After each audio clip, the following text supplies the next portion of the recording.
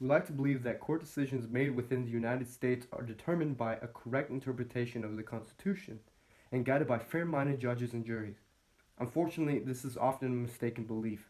Alarming research into the psychological aspects of courtroom decisions have shown that our personal bias towards other individuals often cloud our judgment. All people have a constitutional right to due process and a fair trial. These small and unrelated factors shouldn't affect a decision that could potentially change one's life forever. Criminal injustice is the infringement often unrecognized in our very own court system today.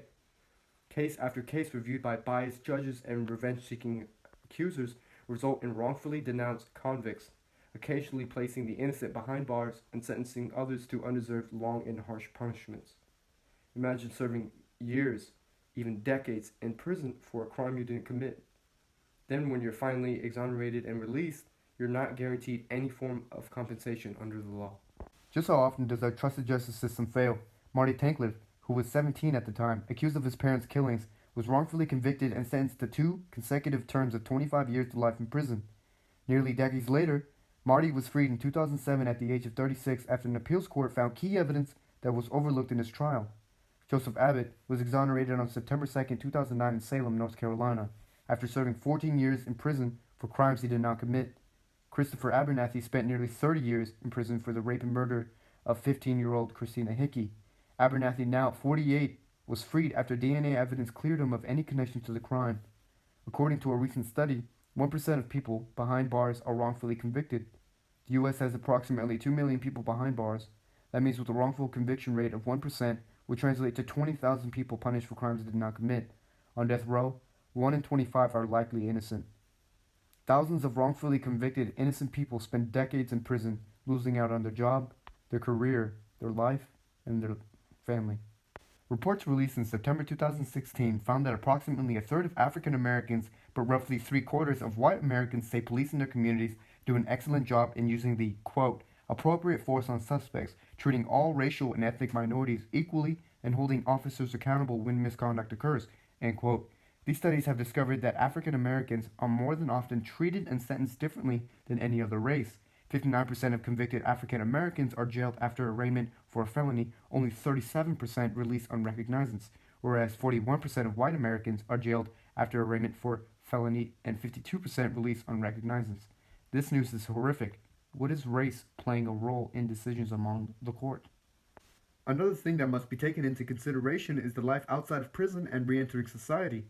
The family suffers because they are unable to see their loved one after failing to reach the required bail amounts for release. Even after an inmate returns home, studies show that they are never the same and families are forced to make adjustments. Besides the family, the inmate has to struggle with a criminal record. More than often, companies do not hire citizens with records because they see them as a liability to the company. And even if they are able to find a place, occasionally inmates are not as educated and not equipped with the capabilities/skills to survive in real-world activities. Is there a solution to this unjust criminal system? A way to prevent race, gender, personal backgrounds, and appearance from interfering with the decisions made by the court and public?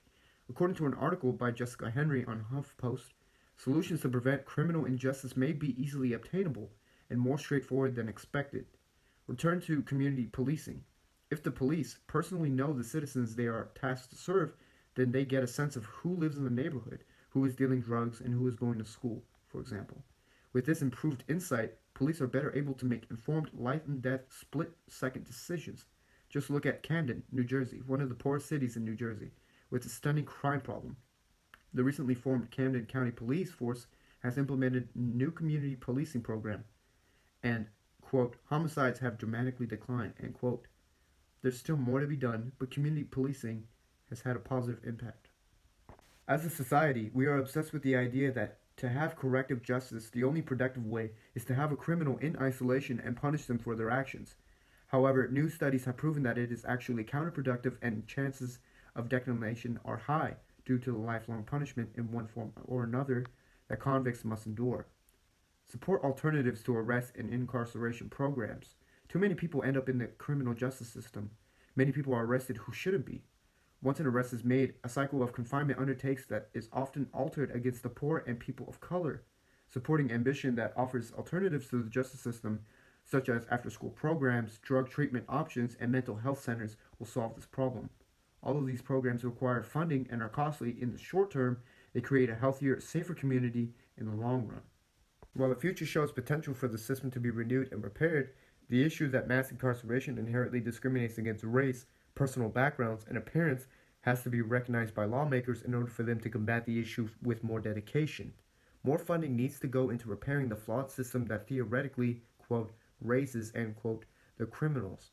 This system that was created for justice continues to preserve those historical racial inequalities which actually cause injustice.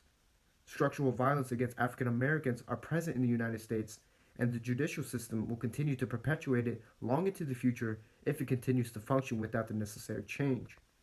Once race, gender, social class, and personal background stop becoming a determinant in the course of one's future, the justice system will be more effective.